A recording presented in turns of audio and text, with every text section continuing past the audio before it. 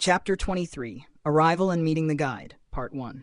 The ancient, moss-covered temple loomed before them, its stone walls weathered by time but still radiating an ominous energy.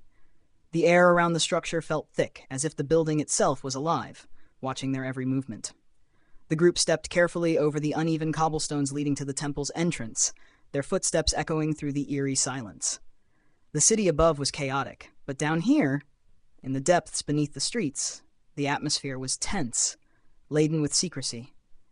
The temple was a relic from a bygone era, its once grandiose design now crumbled and obscured by vines and disrepair. Yet there were unmistakable signs that it was far from abandoned.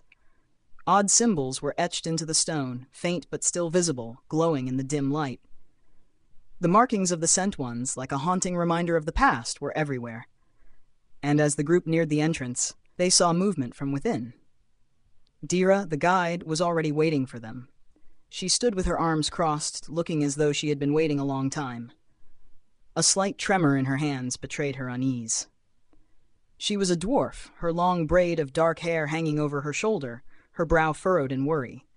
Her eyes flickered nervously between the group and the open door. "Welcome," she said softly, though the word didn't carry the warmth it should have.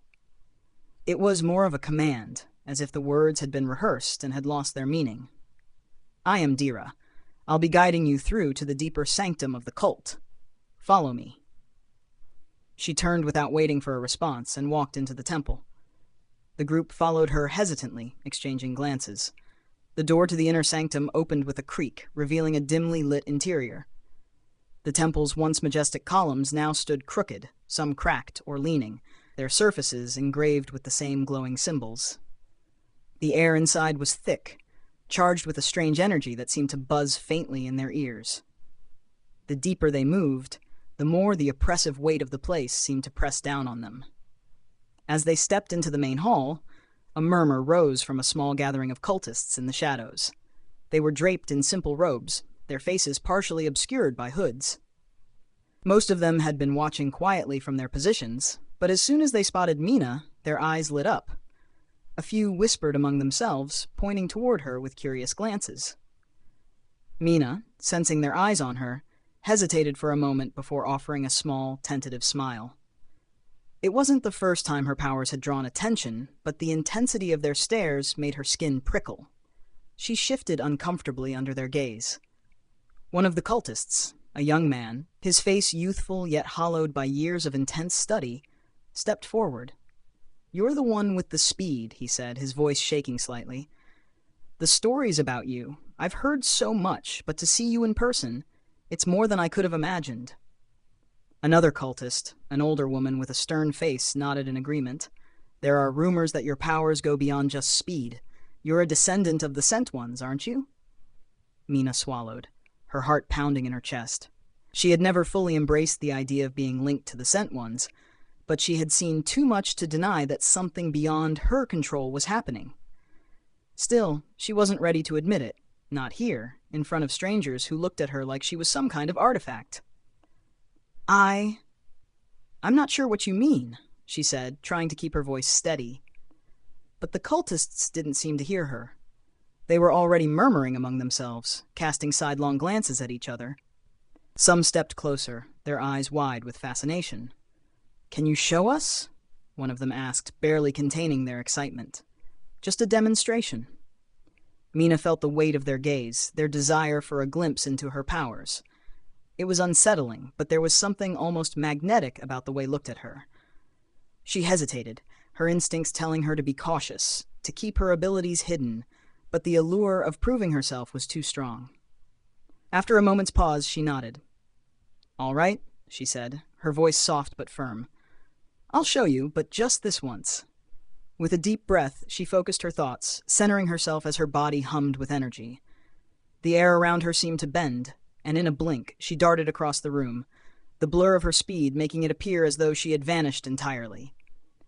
When she stopped at the far end of the hall, the cultists gasped, their eyes wide in disbelief. "You?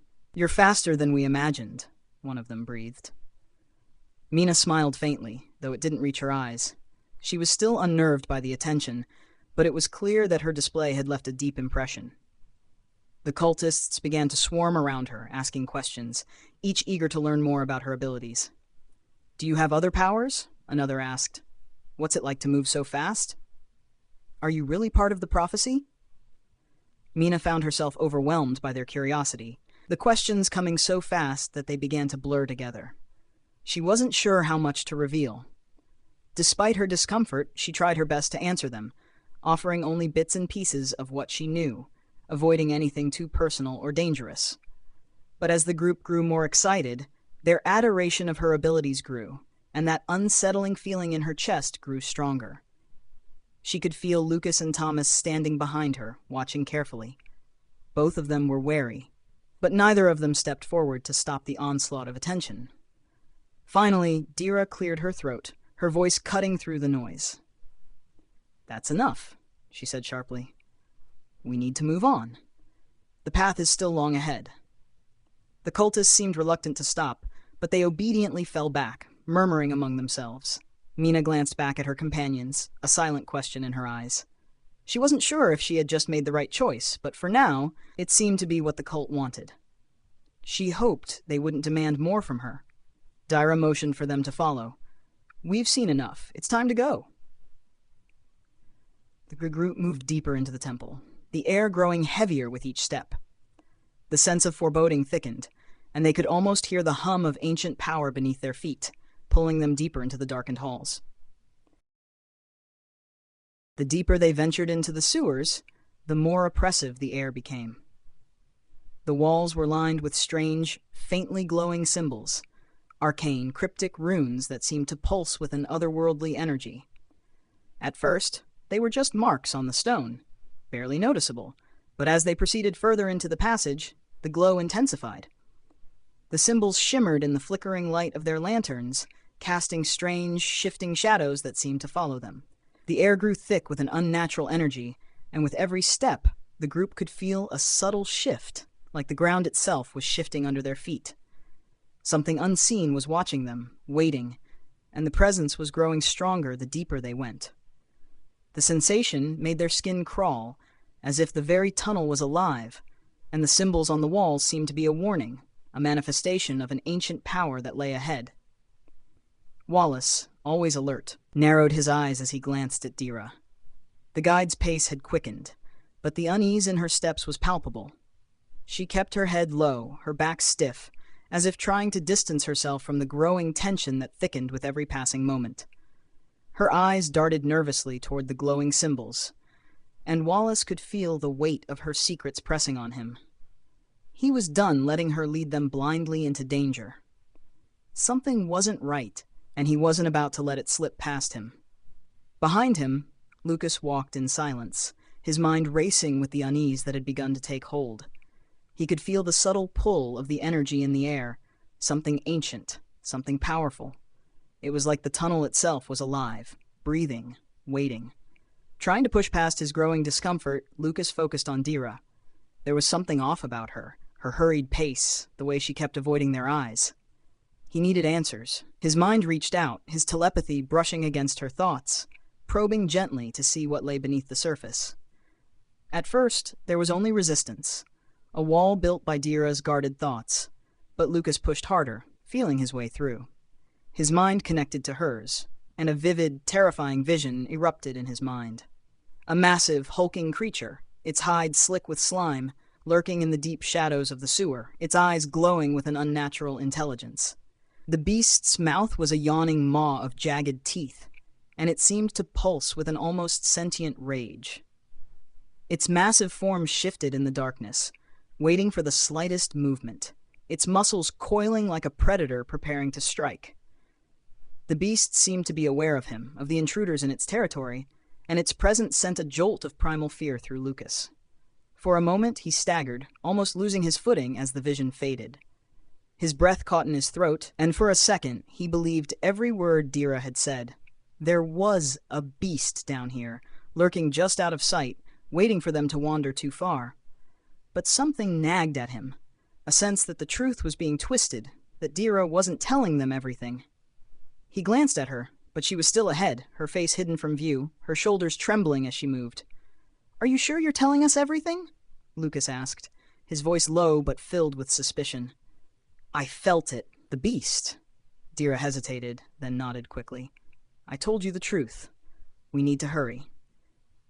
Her voice was strained, but there was something about her quick response that raised Lucas's doubts again. The group pressed on, but with each step the sense of imminent danger grew more pressing. The walls of the tunnel narrowed, squeezing them into a tighter path. The air thickened, and the eerie presence that had been watching them seemed to grow stronger, more intense. It felt as if the very stone of the tunnel was closing in on them, urging them forward, yet threatening them with every step. Dira's anxiety was palpable now. Her pace quickened again, her movements sharp and jerky, as if something were pushing her. She kept glancing behind them, her hand shaking slightly as she held the lantern, the light flickering wildly in the darkening tunnel. The passage narrowed even further, the walls pressing in as though they were alive, and the sense of dread became almost unbearable. The beast, real or imagined, was now a shadow in the distance, something lurking just beyond their reach. But no matter how much they quickened their pace, the danger loomed closer, the tunnel constricting with every turn. Dira's breath was ragged now, her hands trembling more violently. She wasn't just afraid of the beast. Something else had a hold of her. But before Lucas or anyone could voice their suspicions, the final section of the tunnel loomed ahead.